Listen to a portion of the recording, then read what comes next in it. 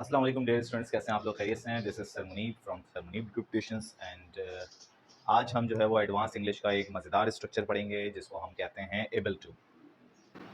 देखिए, मोस्टली हम लोग एडवांस इंग्लिश का क्या मतलब होता है? एडवांस इंग्लिश का मतलब ये होता है कि आपकी फ्लुएंसी लेवल जब इस काबिल हो जाए कि आपको बेसिक स्ट्रक्चर्स पे काफ़ी अच्छी कमांड हो, तो हम कोशिश करते हैं कि आपकी फ्लुएंसी को और ज़्यादा स्ट्रॉन्ग करने के लिए कुछ ऐसे स्ट्रक्चर्स इंट्रोड्यूस करवाए जाएं जो कि आप लोग जिसको ज़्यादा से ज़्यादा बोलेंगे तो आपको नंबर ऑफ वर्ड्स पे क्या होगी, कमांड हासिल होगी। और जब हमारे टंग को जो है वो एक चीज़ की फ्लुएंसी रिपीट हो जाती है तो हम बहुत आसानी से बहुत सारे मल्टीपल वर्ड्स को एक ही सेंटेंस में बहुत ही फ्लुएंसी के साथ बोल सकते हैं। अब यहाँ पर जो मैंने एक स्ट्रक्चर लिखा है जिसको हम कहते हैं सब्जेक्ट प्लस बी, फिर एबल टू, और फिर बाद में जो है वो वर्ब की फर्स्ट फॉर्म आएगी जो भी हम वर्ब बताना चाह रहे हैं। अच्छा, एबल टू का मतलब होता है कि कोई ऐसे काम को जाहिर करना जो कि मैं पास्ट में कर चुका हूं, तो मुझे एक्सपीरियंस है, मुझे कॉन्फिडेंस है कि मैं कर सकता हूं, आई हैव द एबिलिटी। तो ऐसा कोई काम जो आप कर लेते हैं, मतलब आप ऑलरेडी करते आ रहे हैं उसको, और आपसे कोई पूछता है कि भाई आप ये कर लोगे, तो आप कहेंगे हाँ भाई मैं कर लेता हूं, मैं कर सकता हूं।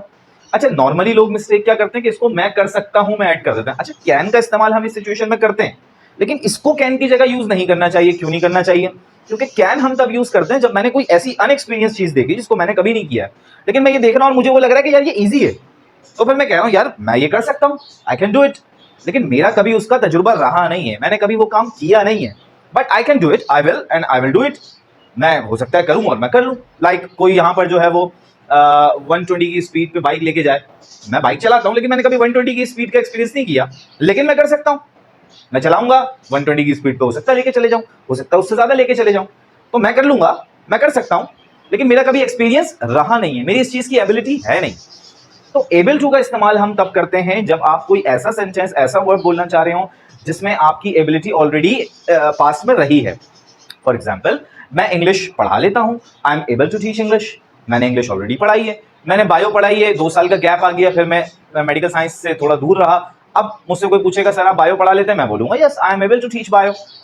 आई can teach bio, I can teach bio का मतलब मैंने कभी नहीं पढ़ाई, लेकिन अब मेरे सामने आई, मैंने बुक देखी, मैंने कहा यार ये तो ईजी है, मैं पढ़ा लूंगा, आई कैन टीच, तो फिर मैं आई कैन टीच बोलूंगा। हालांकि मेरा कभी एक्सपीरियंस नहीं रहा, लेकिन अगर मेरा कभी एक्सपीरियंस रहा है, मैंने कभी पढ़ाई है, और मैं 2 साल का गैप आया, 3 साल का गैप आया, अब मुझसे कोई पूछता है कि आप बायो पढ़ा लेते हो, तो मैं कहूंगा हाँ I am able to teach bio.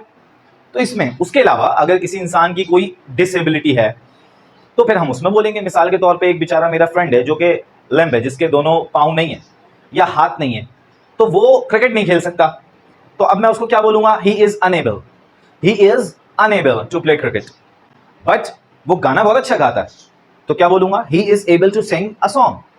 ठीक है, तो ऐसी सिचुएशंस जो ऑलरेडी कोई बंदा कर चुका है, कोई काम कर चुका है, उसकी उस चीज में एबिलिटी है और आप बोलना चाह रहे हैं, तो हम क्या यूज करेंगे? Be able to.